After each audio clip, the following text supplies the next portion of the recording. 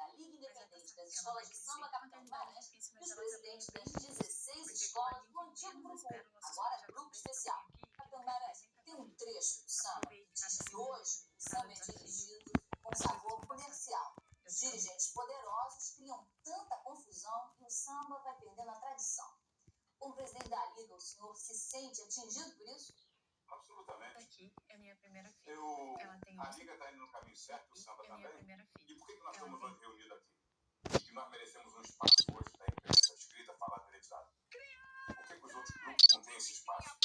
E você encontra nas escolas da Liga o melhor do samba. Tudo que tem de melhor no samba está no nosso grupo. Está aí hoje você está extrapolando aquelas barreiras do Brasil ser descoberto no mundo todo. Por que antes esse espetáculo não era? E quem tem essa saudosismo vai assistir o quarto, o terceiro, o segundo. Por que ninguém vai prestigiar os outros grupos? Por que todas foram lá embaixo que vivem com a gente? Se nós tivéssemos caminho errado. Se você quiser entender a lógica da aliança, você entende a lógica da cultura dos outros bichos.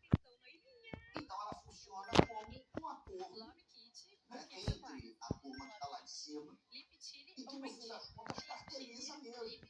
Então é um pacto. E a aliança, ela é uma instituição privada. É nesse sentido, por exemplo, uma das polêmicas do carnaval é o fato de que a aliança, ao bel prazer daquela meia dúzia, ela pode fazer o que ela quiser. Ela pode mudar regulamento, ela pode alterar resultado, ela pode estabelecer que a escola tal que foi rebaixada não vai ser rebaixada. Fundamentalmente é isso. E é muito articulada uma perspectiva de cúpula, de estruturação do próprio jogo, em que você tem ali, né, um pequeno segmento que controla as grandes decisões.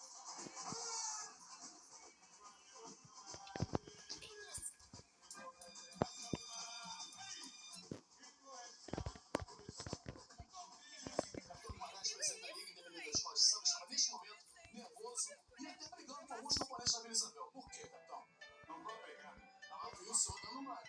Chamando a atenção. Não estava dando uma força, eles estão meio mole. Já está na hora de começar o desfile. E é um crime uma escola trabalhar o ano todo e perder o carnaval numa concentração. Então a minha obrigação, independente de eu ser viu ou não, qualquer escola faria isso. De botar a escola para concentrar sempre, agitar. E aquele grito sempre estimula, não é um grito para chamar a atenção, é um grito de acordar o cara e ele vai logo e cumpre. Eu tentei que a Vila vai fazer um grande desfile aqui.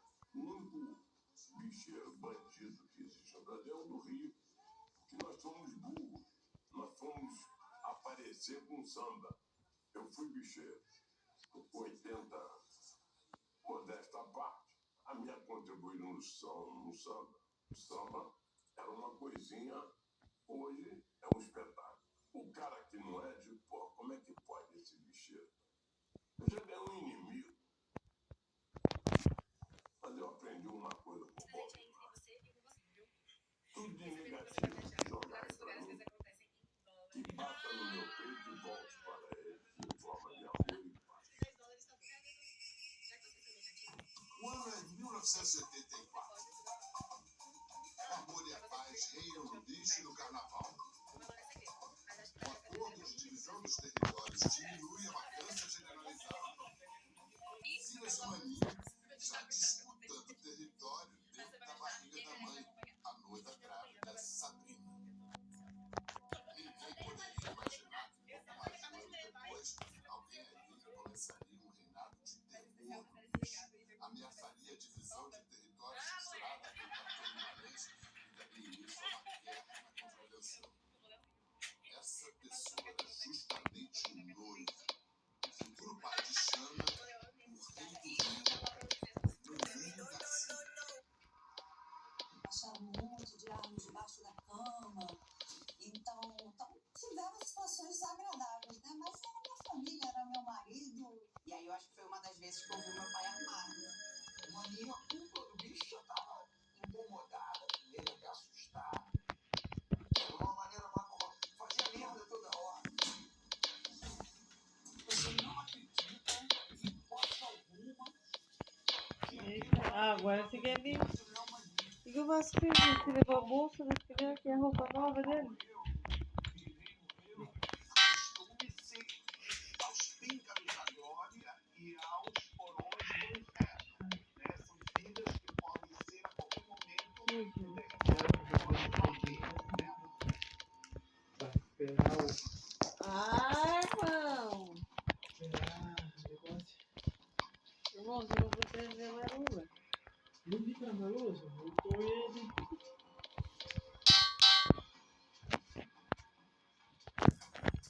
Meu Deus, Deus. Que? Meu bloco de marula. Não quero tinta. Não, achei de uma coisa. Não é fácil ganhar aquele chão um dia. Bom, Não é vida, não. Oi? Isso não é vida, não. Graças a Deus que eu trabalho sentado. Aham. Amanhã minhas pernas vai estar só fora, vai. Porque eu não tô chegado. Acho que nem sobrou. Hum? Sai! Eu falei meu pé de povo, meu marido, quando ele me falou, sai, filha, sai cachorro velho safado. Eu,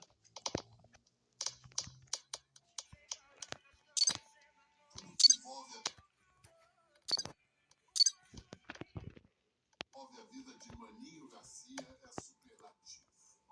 O mais rico, o mais poderoso, o mais violento dos lixeiros cariocas. Mas o que tem a dizer às pessoas mais próximas a ele? Aquelas que mais o amavam. Agora, sua história vai ser contada por suas mulheres, Sabrina e Ana Cláudia, e pelas filhas, Xana e Tamara. Sempre quando falo do meu pai, eu me emociono. A imagem que eu tenho é essa de família, de união, de carinho, de amor. Ele era um excelente pai, um excelente marido, um filho maravilhoso. E a única coisa que ele me dizia assim, mas o meu povo defende o seu mulherengo. É Deus no céu e Maninho na terra. Tem gente que se ajoelha na minha foto pra rezar. A visão que elas têm de Maninho contrasta completamente com a da polícia. Quem que é o Maninho? A lógica financeira, digamos assim, né? A lógica do poder. O Brito mandou de manhã cedo. Mostrar prazer em algumas. Achou alguém pra trocar com você, mano? Ser mal, eu quero mostrar que eu sou mal. Isso me caracteriza. Esperou eu. Não pode deixar de acreditar que algo pode acontecer Vou colocar minha data pra servir. Você já tinha pedido pra servir junto, hein? Uma dessa? sim. Você não uns tapas na orelha também.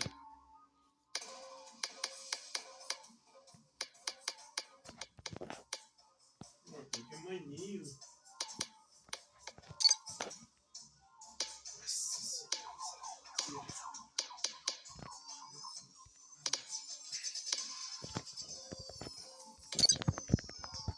Nossa senhora.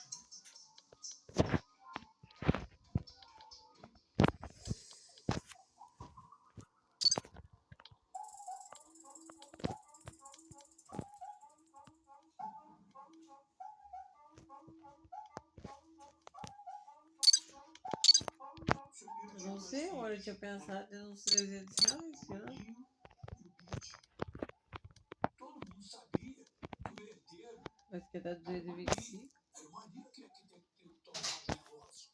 Dizem que você é banqueiro de lixo. Pedaço mais 150? Nossa, fez uma bolha no minguinho. Ou manda 250, ele manda 200 reais. O Maninho era Tá afilhado vendo? do Ângelo, banqueiro Meu, poderoso, tão poderoso que Não incomodar. Ele é de adulto? era simpatia. Sim. Ele não tinha filhos, né? O que você achou? Foda, porque eu não Dá de calção? Sim. Agora tem calça. Me tirou a calça. Ah, tá, achei que você tinha de calção. Não, acabou logo do nada e eu peguei e falei pro cara, fechou então. Já manda lá. Eu fiquei olhando pra ele, eu já mando. Eu fui lá pro banco, comecei a me trocar, comecei a vestir a calça, vestir os tênis, troquei a camiseta, fiquei esperando. E uma hora ele foi lá, fez seguida, ele voltou, Mas que eu... camiseta que você tava? A roxa. Tirei, troquei essa, eu tá ontem, eu vou embora, deixar o carro consertar depois. E ele nem te deu lanche? Não. Ah, foi correndo no jogo e começando um atrás do outro, não dava tempo de nada. E o relógio... Hã? Você sabe mexer, amor? Ele ganhou também a herança de Patinhas. Vou Faltou um segundo pra acabar o jogo, tava eu no final. E quem eu? Nossa, ponto cabeça, olha, mexendo. E quem ganhou, Word? Você mereceu? Mereceu. E você não roubou, amor? Não, Jean! não vou roubar, não. O que eu não vi, eu não deu, o que eu não vi. Mas, tipo, o lance tá lá, o cara deu na mão do cara, fazer 4 mil, eu não vi. Mas os caras reclamam. Eles te xingaram? Não, os caras são foda, porque na hora que ficava usando uma falta, eles ficavam falando, né? O cara é isso, usa na falta. Eu tinha um time lá bem estilo Seattle, sabe? Só vagabundo. Eles estavam rateando lá no jogo, daí levaram um taco, ele foi lá ganhar umas 3 seguidas. E é um time que dá mais no problema. Daí na última rodada, um time foi lá e entregou. Deixou os caras um monte de gol pra classificar eles.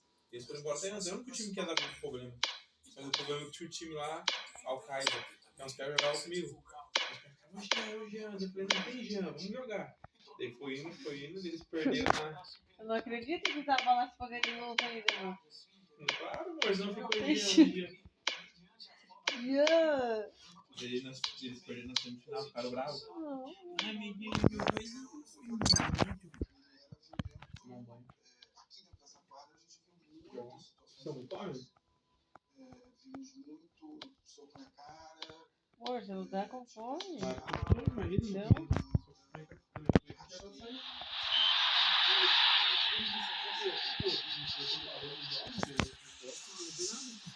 Demora o dia da coisa, tá tudo no dia que eu decorei. Depois de ver isso, uma coxinha e um pouco de café, mano. Só que o Maninho extrapolou completamente qualquer racionalidade. Todo o perfil do Maninho, toda a história do Maninho apontam para mais do que um sociopata, apontam para um psicopata. O Maninho matou um cara com as próprias mãos no estacionamento do Salgueiro, na escola de samba. Uma confusão dentro do samba. Gente, segurança. Levou o cara pro estacionamento, todo mundo vendo, né? O cara lá assim. Eles levaram o cara lá mesmo. A polícia já sabia que Valdemiro Paz É que os Garcia, caras é Maninho, muito filho do chato, banqueiro né? Gilberto Gil, estava envolvido com o tráfico de arte. Hoje à tarde, a delegacia da Polícia Federal recebeu um telefonema dizendo que Maninho recebeu um carregamento novo. Os policiais foram até lá e encontraram todo esse material. São 7 revólveres, 9 pistolas, 5 escopetas e 5 rifles Winchester. Maninho, e essa acusação de contrabando? O que você diz? Responde logo. Por que você não quer falar? Essas armas são para quê? Eram para quê? Essas armas estão no seu apartamento. Fala melhor.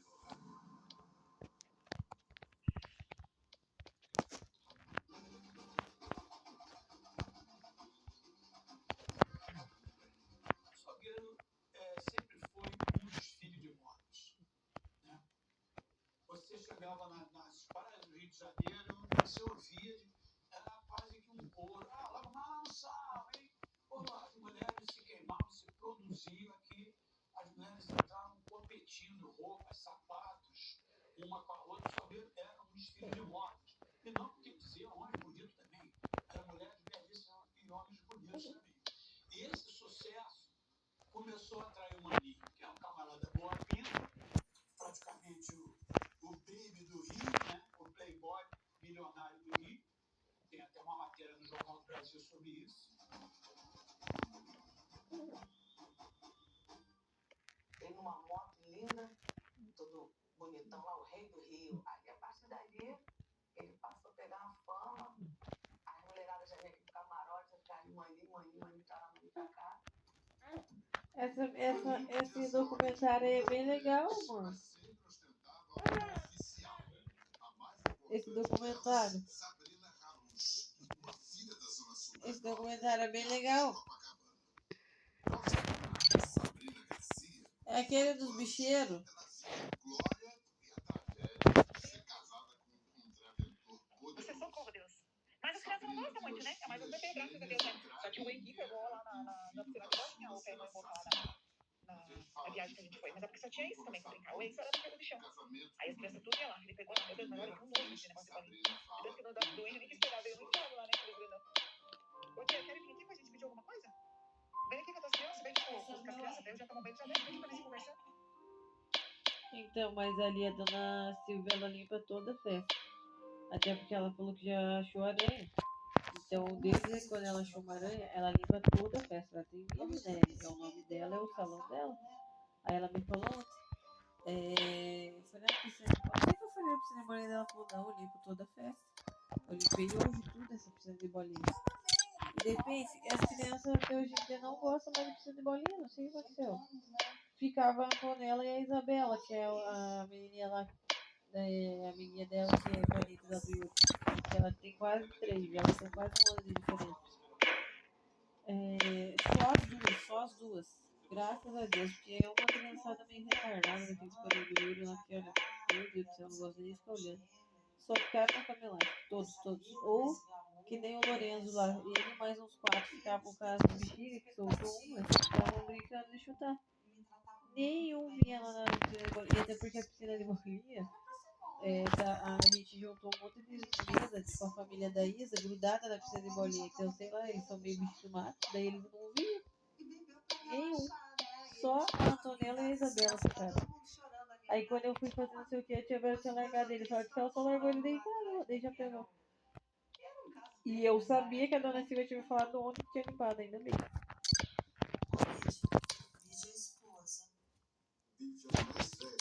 Pior que as crianças tudo dormiram, Carol. Tá muito vento, né, pra tirar eles. A Antonella dormiu, o Luca dormiu. O Lourenço tá quase dormindo também, já porque tá frio, né? Nós estamos deitados de coberta aqui no sofá. Então, O mãe. dia foi tomar banho. Anísio. A gente não tem bola de cristal, né? Mas se a gente pudesse saber o que vai acontecer, muita coisa mudaríamos, né? Se tivesse feito talvez alguma coisa diferente para que a família não brigasse também tanto desse jeito, porque a família é tão linda, né? Talvez tivesse feito alguma coisa para não desunir tanto essa família. Casar com um contraventor. Nossa, eu te liguei um monte do celular do meu pai, Gia. Você nem. Essa foi minha vida. Você não parou, Gia? Mais conforto, dinheiro. Meu Deus, eu te liguei. Você sentia ligando, né? Você nem ficou com o celular. Que no final das contas isso tudo só trouxe desgraça, né, na minha vida. Ele tinha não vou dizer um temperamento violento, mas ele era muito pavio curto, né?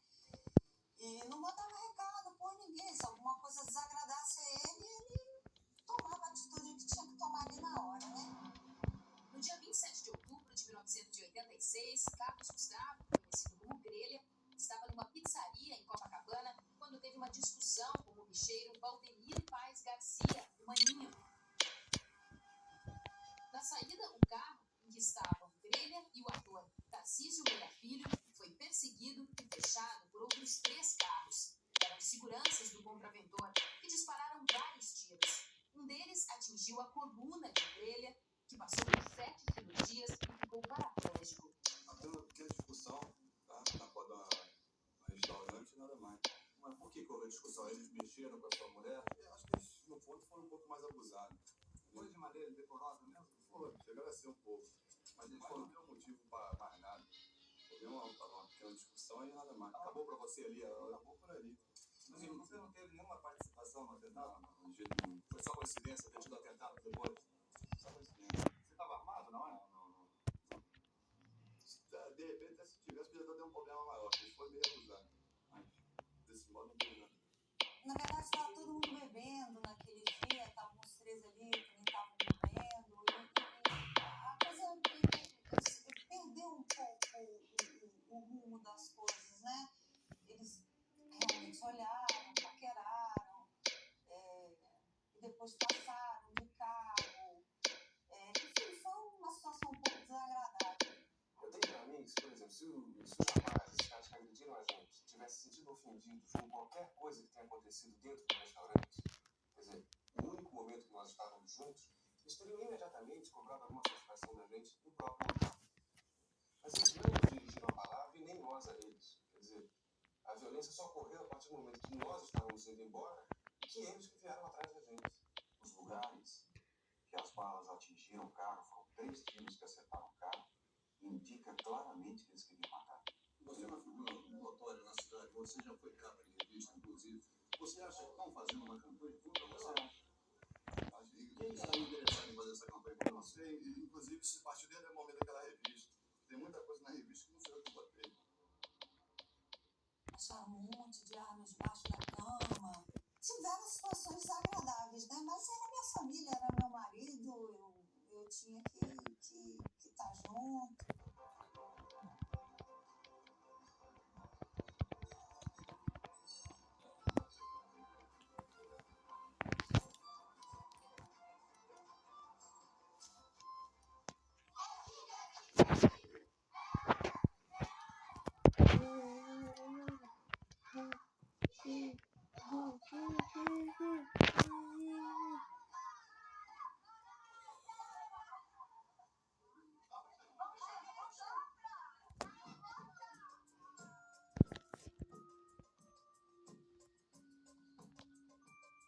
Cheguei em casa e falei, eu engravidei de gêmeos. E ele falou, que bom, agora a possibilidade de ter 2 meninos. E na verdade eram logo 12 meninas, né? Ele não gostou, porque ele tinha na cabeça que tinha que ter filhos homens. Ficou extremamente aborrecido, foi embora. E o pai é que fez ele voltar no dia seguinte. Ainda não estava muito satisfeito, mas aí depois ele viu as crianças nos meus braços, aí começou a se apaixonar e ficou apaixonado pelas filhas, né? Era tudo que ele mais queria, era estar junto delas.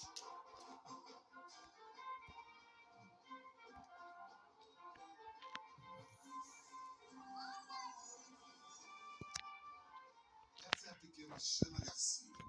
Anos mais tarde, ela vai se tornar uma das poucas mulheres que chegaram a mandar no jogo do bicho. Mas pagou com a vida por essa ousadia. Nós tentamos uma entrevista com ela por mais de um ano. Acompanhamos até suas performances em competições de hipismo no Rio e em São Paulo.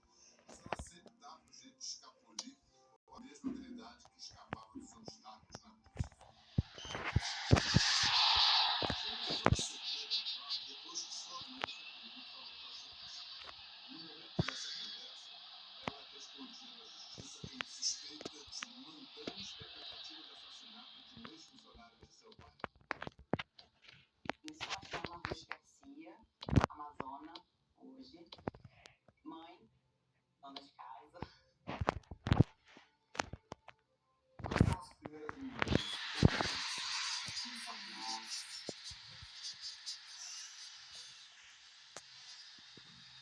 Tem muita coisa da época do meu pai, muito com irmãos. Fiquei emocionada.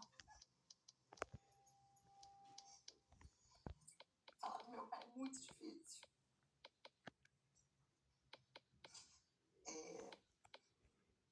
Pensar não é tão difícil, mas quando eu preciso me expor em relação ao meu pai, é uma dor muito grande. Sim, normal, chorar, me emocionar, mas é só uma primeira emoção assim, já vai passar. Essa é Tamara Garcia, irmã de Xana. Com fama de tímida, ela topou nos dar entrevista com uma condição: não mostrar o rosto. A voz eterna. Tamara chegou a ser alvo da investigação sobre o atentado que quase matou a irmã dela, Xana.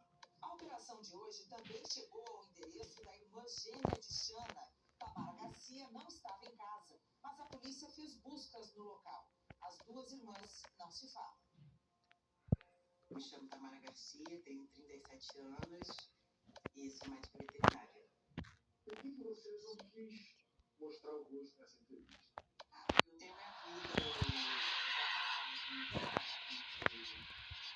tenho minha vida, eu não ando de segurança, eu ando na rua, eu ando a pé, eu ando sozinha. Então eu não queria que, por mais que algumas pessoas me conheçam, eu acho que eu não queria botar minha cara assim, sabe? Então, tô trabalhando, ela me entregou, essa tem que sair no jornal. Eu não quero, entendeu? Pra você, qual é a imagem que ficou do seu pai, assim? Cara, até hoje eu me emociono muito, assim, eu falo do meu pai. E a imagem que eu tenho é essa, de família, de união, de carinho, de amor, de respeito, assim.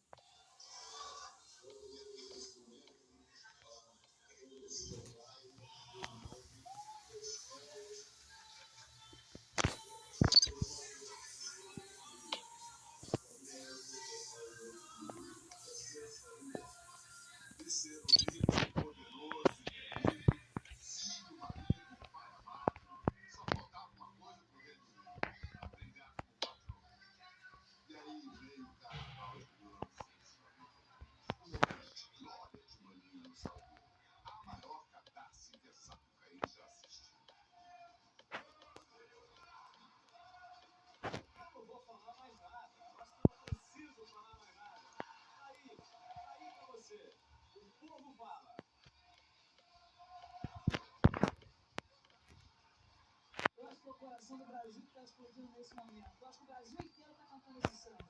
Tenho certeza disso.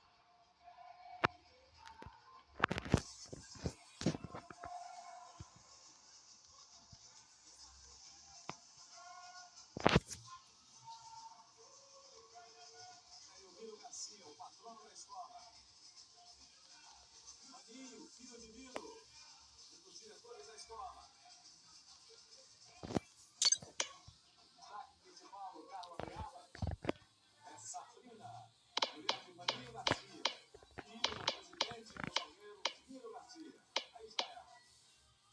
Acho que existe um grande carnaval ali no setor 1 na curva, que a escola tentando, ela vai lá e diz assim, você não vai ganhar. E alguma coisa mágica acontece, um samba na plástica, sei lá o que, na polícia de frente, e que aquela escola desponta e ela é única. E eu acho que foi o caso do Salgueiro.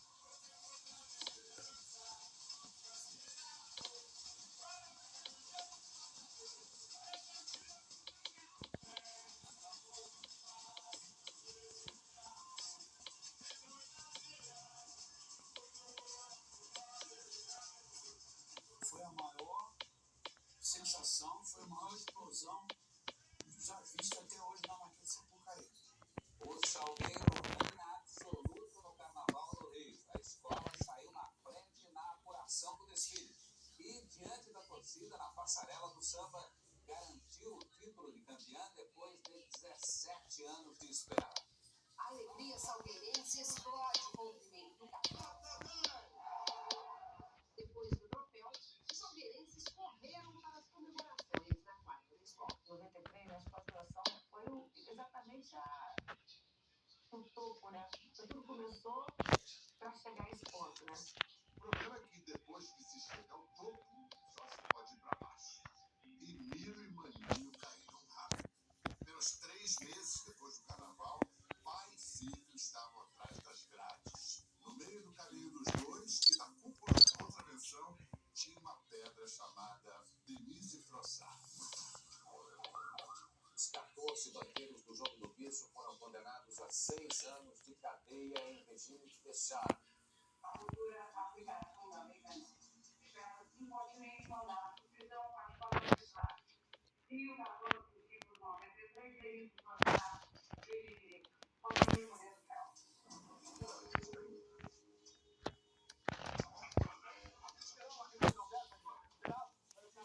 O Anísio sempre me disse uma coisa ótima.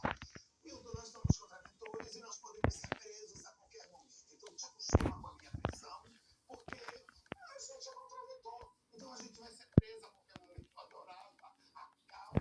Se eu posso ser preso, eu morro de desmaio aqui, agora. Ele é que não. Nós somos contraditores e faz parte da nossa realidade ser preso. Adoro.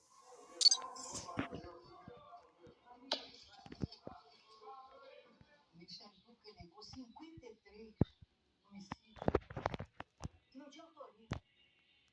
Não tinham autoria.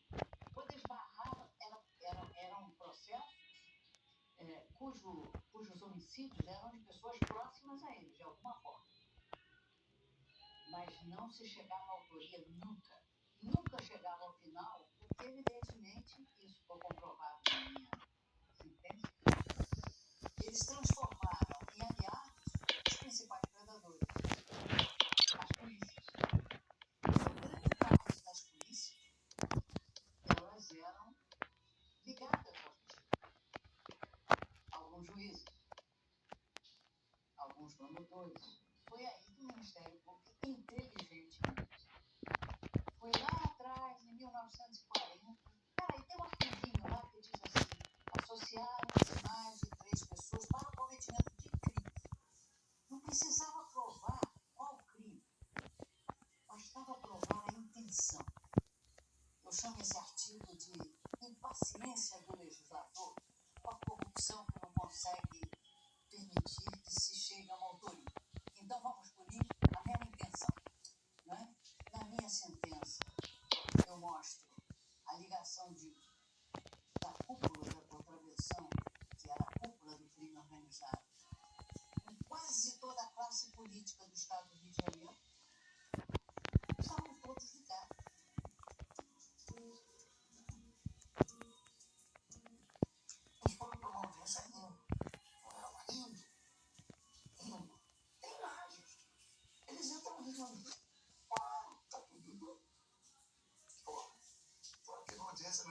justiça.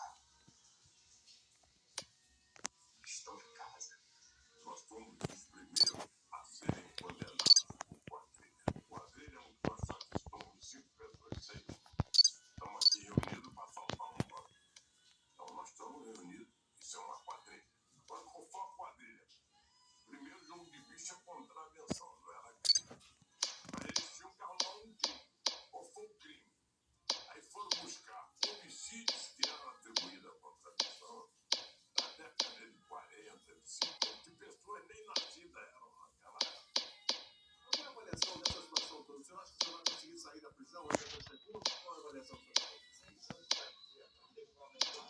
E a gente ia todos assinando isso daí, a gente passava numa revista, que não é. A gente levava isopor, as comidas, o pessoal misturava tudo pra ver se não tinha coisa dentro. Era meio pesado, assim.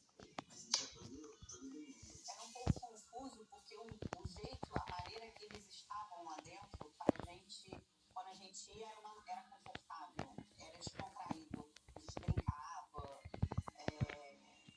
Não sei, eu acho que ele fazia isso pra gente se sentir assim também, né? Pra não ver que era visita, presídio, né? Aquela coisa assim mais pesada.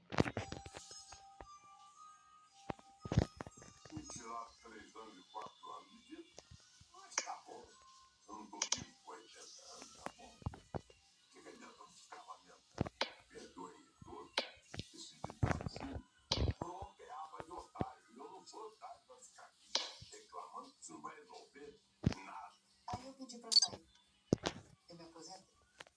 Muito porque eu não era muito preguiça. Porque eu tinha sofrido 3 atentados, acho que não sei.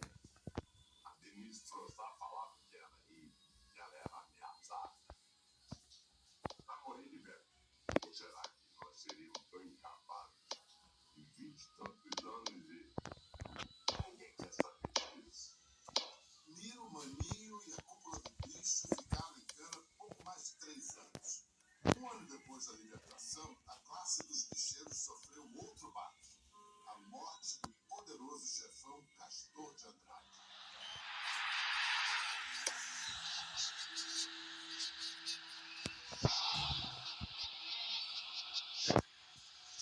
Morre no Rio de Janeiro um dos maiores cantadores do jogo do bicho. Castor de Andrade tinha problemas no coração. Passou mal em casa, não resistiu e morreu a caminho de uma clínica. Castor de Andrade tinha 71 anos. Nasceu e foi criado no subúrbio, se formou em direito. Era um dos mais antigos bicheiros do Rio de Janeiro e considerado o chefe da contravenção.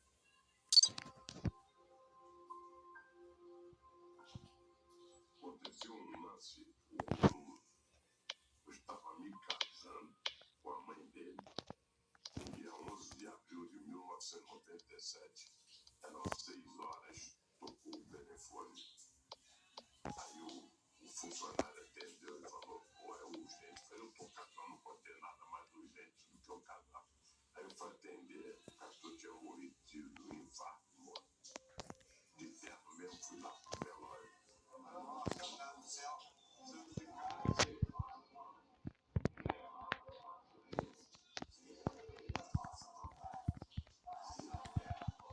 Castor era o chefe. Ele exercia realmente a função de chefe. Sinto muita falta do Castor. Talvez alguns episódios que aconteceram aí não tivessem ocorrido. O capitão não fala que episódios são esses, mas o Rio de Janeiro inteiro sabe. Foram as batalhas sangrentas entre os herdeiros da família para ocupar o trono deixado por Castor. Assim como a família Garcia, a família Andrade também entra em uma guerra que vai deixar dezenas de mortos e aterrorizar o Rio. Quem é que o Castor gostaria que fosse o herdeiro dele? O Castor não deixou essa pergunta respondida. Não tinha nenhum testamento, não tinha nada. Talvez ele se considerasse imortal. Castor de Andrade, ele tinha projetado o filho dele, o Paulinho Andrade, para ser o sucessor dele. Ao mesmo tempo, ele tinha uma filha, tem uma filha que ela é viva, a Carla Lúcia, que ela casa com o Fernando Inácio. E o Fernando Inácio toma, que é o genro do Castor, e é um genro que o Castor gostava, de quem ele gostava, ele toma a frente dos negócios da família. Então você tem no grupo do Castor, por exemplo, o Fernando Inácio, o genro e o Paulo Andrade. Só que nessa família tem os sobrinhos. E no grupo de 3 irmãos, 3 sobrinhos, tem um sobrinho que é mais ganancioso, que é mais ousado, que é mais violento, que é o Rogério Andrade. E aqui entra em cena um daqueles homens que, quando aparece, deixa mais tensa a atmosfera de qualquer lugar. Um homem que está até hoje no centro da guerra do bicho. Perdemos a conta de quantas pessoas se recusaram a falar sobre Rogério Andrade. Tinham medo de tocar nesse nome até para falar bem dele.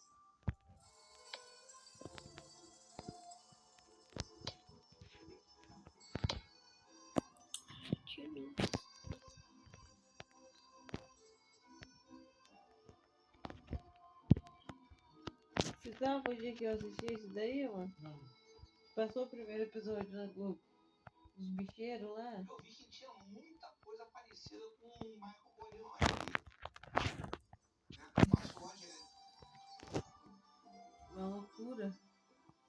A frieza do Michael e também a educação, os modos, o jeito de falar, a objetividade, a maneira com que lida com os seus negócios, né? Como tomar conta dos seus negócios. Ok, interrogatório do acusado Rogério Costa de Andrade Silva. O seu envolvimento com o jogo do bicho? Não, nenhum. Teve alguma ligação com máquina de alguma empresa? Não, eu nunca tive.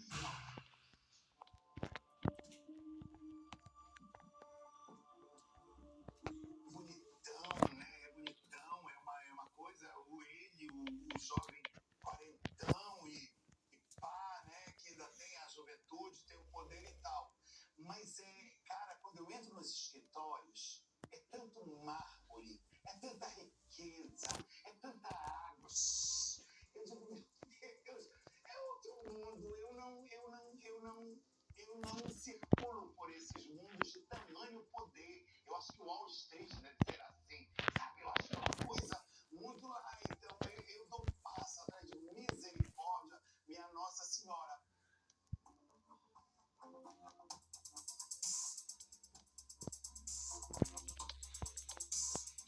vendo uma coisa? De onde é que se alguém foi enfiado?